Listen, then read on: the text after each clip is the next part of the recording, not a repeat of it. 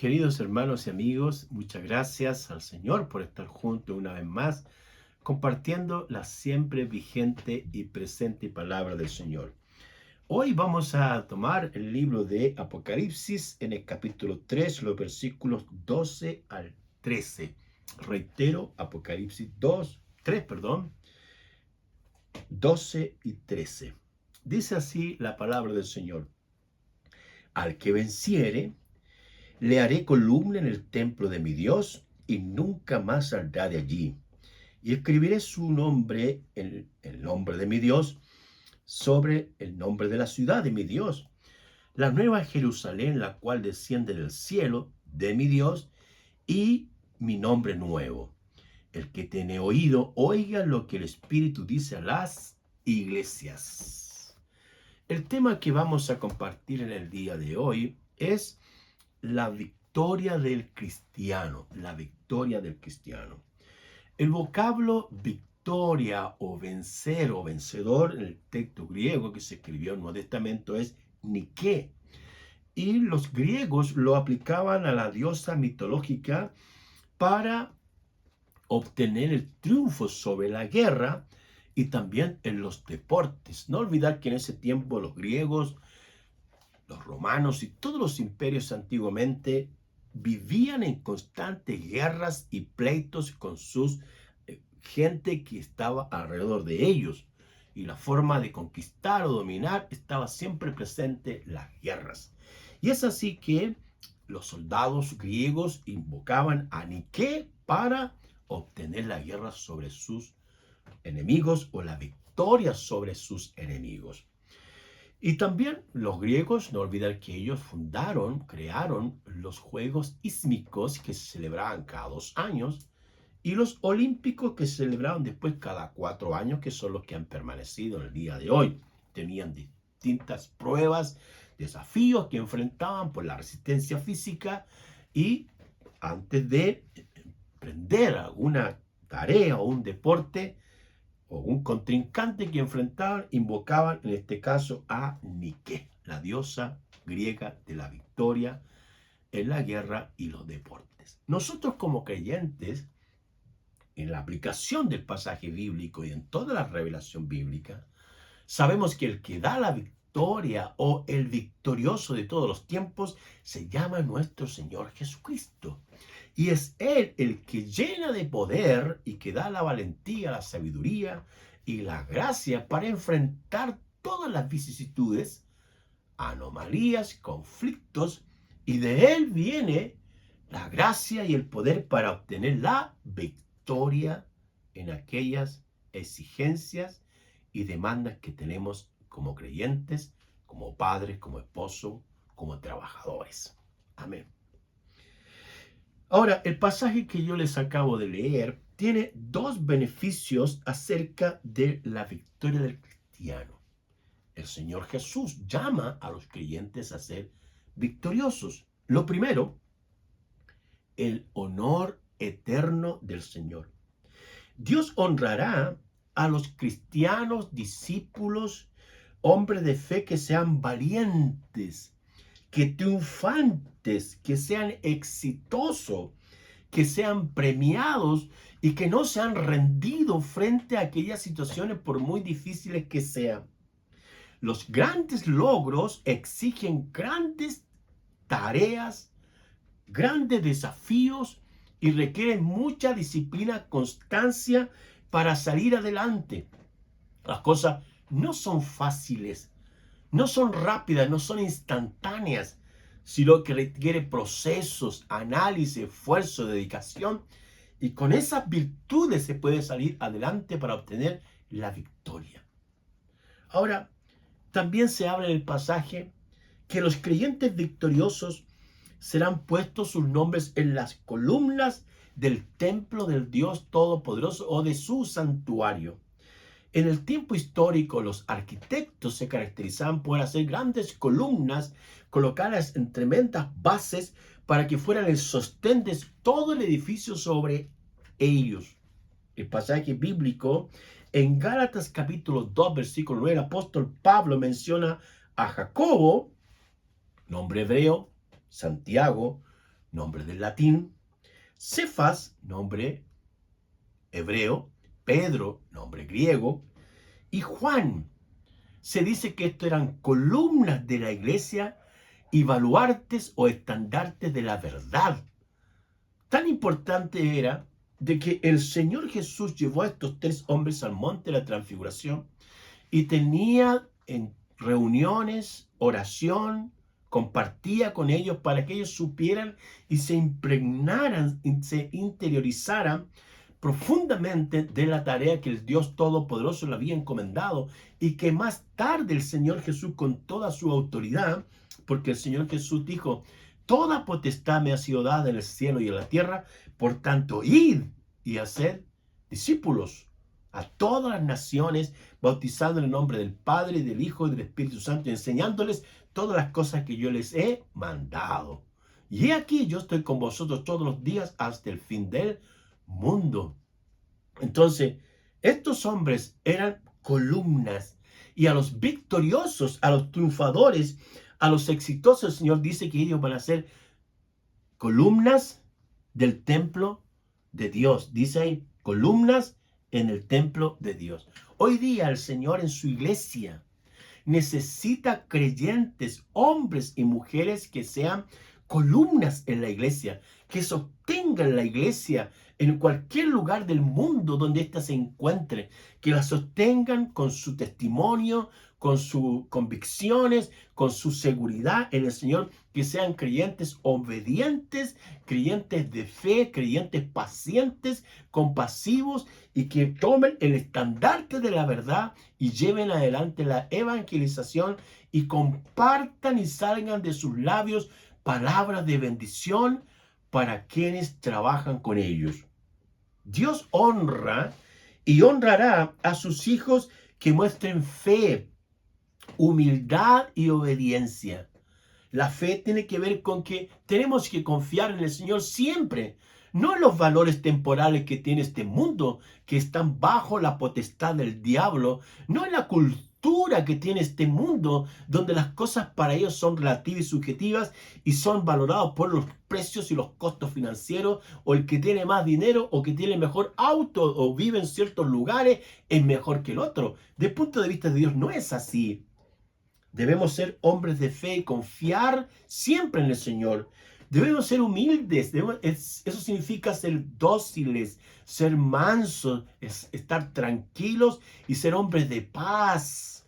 No de pleito, no andar sembrando pleito en un lugar a otro, no andar murmurando de uno de los otros que este hermano es así, que esta persona es acá, que esta señora, etcétera, etcétera. Esas cosas no agradan al Señor. Y debemos ser obedientes, siempre estar dispuesto a escuchar a Dios. Por eso el texto dice, el que tiene oído, oiga lo que dice el Espíritu a las iglesias. Y es el Señor Jesús. Cada vez que el Señor hablaba en los sermones, los mensajes, en las parábolas, en la enseñanza, dice, si alguno tiene oído, oiga, dice. Si alguno tiene oído, oiga. La pregunta es, ¿a quién está escuchando usted? Si usted escucha al Señor, si usted escucha su palabra, Dios le hará un hombre de victoria, un hombre victorioso, porque es el Señor quien da el poder y las herramientas y las formas, las técnicas, los auxiliares, el camino a seguir para obtener la victoria. Bendito sea el Señor. Y en segundo lugar, los beneficios que el Señor le da a los victoriosos es la inscripción eterna en el libro de la vida. No solamente en el libro de la vida, sino que habla de el templo del Señor, y el mismo lugar en la frente del creyente dice que ahí será escrito el nombre del Señor. Veamos el pasaje, dice, y escribiré sobre él el nombre de mi Dios. Él es el creyente, ¿cierto? Y el nombre de la ciudad de mi Dios, la nueva Jerusalén, la cual desciende del cielo de mi Dios, y mi nombre nuevo. Ahí está, ¿ves? Entonces, como el Señor, en las Sagradas Escrituras, a diferentes personajes que se mantuvieron fieles, que fueron hombres de fe, que fueron hombres humildes, que fueron personas obedientes, Dios les honró, les bendijo y les colocó en lugares de privilegio en un sentido, pero les colocó allí para servir a los demás, para servir a los hermanos, no para enseñorearse de ellos, no para decir cuán capaces son ahí porque están allí, sino con el propósito de servir a otros. En primer lugar tenemos a Abraham. Se le llegó a llamar padre de multitudes. Allí está en Génesis, vamos a leerlo ese pasaje. Génesis capítulo 17, versículo 5. Veamos qué dice el pasaje. Génesis 17, 5 dice: y no se llamará más tu nombre Abraham, sino que será tu nombre llamado Abraham, porque te he puesto por padre de muchedumbres de gentes. Como el Señor a un hombre que vivía en un lugar X de Ur, en ese tiempo se le reveló el Señor y le llamó y le habló, y más tarde este hombre salió de ese lugar para obedecer a las instrucciones que el Dios Todopoderoso tenía para él. En segundo lugar está Moisés, que también Dios lo eligió para liberar a Israel de Egipto. El texto dice que hablaba cara a cara con Dios. Veamos ahí en Éxodo, el segundo libro de la Biblia, Éxodo capítulo 33, vamos para allá, versículo 14, dice: y hablaba el Señor a Moisés cara a cara, como habla cualquiera a su compañero. Y él volvía al campamento, pero el joven Josué, hijo de Nun, su servidor, nunca se apartaba de en medio del tabernáculo. Y Dios hablaba con Moisés cara a cara. ¡Qué maravilla! ¡Qué hermoso! Cómo este hombre fue honrado, privilegiado, no porque fuera mejor que otros, porque cuando el Señor le llamó, colocó varias pruebas y se quería justificar para no ir a servir a Dios. Pero el Señor le llamó en su soberanía y le capacitó para servir y ser el libertador de Israel en el tiempo histórico cautivo allá en Egipto. En tercer lugar tenemos a David.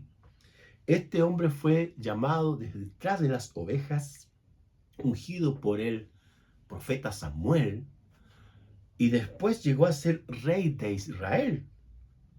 El pasaje allá en 1 Samuel 13, veamos ese pasaje. 1 Samuel capítulo 13,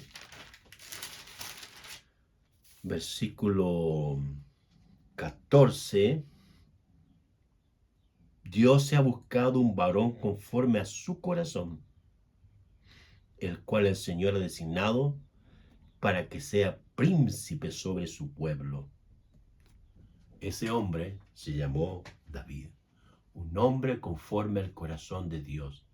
¿Qué significa ser un hombre conforme al corazón de Dios? Así como Dios es misericordioso, compasivo, tierno, amoroso, verdadero. Así es un hombre conforme al corazón de Dios. Un hombre piadoso que sabe escuchar. Un hombre que sabe orientar. Una persona sensible al dolor de otros. Una persona que comparte con otros. Y una persona que empatiza con aquellos que sufren y está dispuesto a ayudarles para que salgan de aquella situación. Y en el Nuevo Testamento tenemos a María, la madre del Salvador. Imagínense el honor que tuvo esta mujer, que el Señor la llamó para ser la madre del Salvador, y fue ungida por el Espíritu Santo, y allí nació el Mesías, el Jesús, nuestro Señor. Hablamos de Lucas 1, Lucas capítulo 1, versículo 28. Dice: más allá, como le envió, dice, se turbó en sus palabras y pensaba, ¿qué salutación sería esta? Es María quien está pensando acerca de lo que está ocurriendo allí. como el Señor le habló, envió su ángel Gabriel y habló con ella. Y ella estaba tan sorprendida. Más tarde dice, entonces María dijo, engrandece mi alma al Señor y mi espíritu se regocija, en Dios mi Salvador. Y es María que está reconociendo que ese Jesús, ese niño, es su Dios y su Salvador. Qué interesante, ¿eh? Ahora, el nombre será escrito en el libro de la vida. Volvamos un poco a Apocalipsis. Como el nombre de estos creyentes victoriosos, sus nombres estarán allí por toda la eternidad. Apocalipsis 3:5. Al que venciere será vestido de vestiduras blancas, y no borraré su nombre del libro de la vida, y confesaré su nombre delante de mi Padre y delante de sus ángeles. El que tiene oído, oiga lo que el Espíritu dice a las iglesias. En Filipenses 4:3, veamos epístola del apóstol Pablo a la iglesia de Filipos. Filipenses 4:3 dice, asimismo te ruego también a ti, compañero fiel, que ayudes a estas que combatieron juntamente conmigo en el Evangelio, con Clemente, dice también, los demás colaboradores míos suyos, cuyos nombres están en el libro de la vida. Bendito sea Dios. Y en Lucas 10:20, el Evangelio de Lucas, aquí es el Señor Jesús hablando. Lucas 10:20 dice, no se regocijen de los que los espíritus malignos se sujetan, sino alégrense que sus nombres están escritos en los cielos. ¡Aleluya! Esto es lo que el Señor está hablando. Cómo el Señor tiene un registro en los cielos de sus hijos que son victoriosos, que pelean la buena batalla de la fe, que están en la brecha, que no se rinden, que confían en el Señor. La palabra dice que los jóvenes se cansan, se fatigan, se agotan, pero los que confían en el Señor tendrán nuevas fuerzas. Por eso debemos fortalecernos en el Señor cada día para obtener la victoria frente a aquellas demandas o situaciones que nos vamos encontrando en el día de hoy. El otro día escuchaba a una persona que hablaba acerca del año pasado. El año pasado, usted sabe, ¿ya? Ese fue un año terrible, decía. Ese fue un año complicado, difícil. Pero este año, ¿cómo irá a ser? Si usted es un hombre de fe, si usted es un hombre humilde, si usted es un hombre obediente, si usted se acerca al Señor y busca de Él cada día, lee su palabra, Dios le dará victoria. Y usted será un hombre que su nombre estará escrito en el libro de la vida. Y mire un poco más allá en Apocalipsis, casi al final de la obra, Apocalipsis 22:4, veamos, dice, y verán su rostro, y su nombre estará en sus frentes. Aquí va a estar el nombre del Señor, Dios Todopoderoso, a quienes el Señor honre, bendiga, haya elegido, y esos hombres que lucharon y se fortalecieron en el Señor, y todas las victorias que han tenido y tendrán es por la gracia y el poder del Espíritu Santo. Finalmente, Jesucristo es el vencedor de todos los tiempos. Venció al diablo con la palabra del Señor. Vino el tentador, dice la Escritura, pero Jesús conocía las Escrituras y él siempre dijo, escrito está, así lo venció. Venció el pecado, nunca lo vemos a Jesús pecando, fallándole al Padre. Fue un hombre santo, santo en toda su manera de vivir. Y venció la muerte porque resucitó entre los muertos. Y ascendió a los cielos y dijo, volveré otra vez. Jesús viene Jesús vendrá otra vez a buscar a su iglesia. Vendrá a buscar a los suyos, a los que sean sus hijos, los que tengan el Espíritu Santo. Porque la Escritura dice que si alguno no tiene el Espíritu de Cristo, no es de él. La Escritura dice que más a todos los que lo recibieron, a los que creen en su nombre, les dio potestad de ser llamados hijos de Dios. Los hijos de Dios no son todas las personas.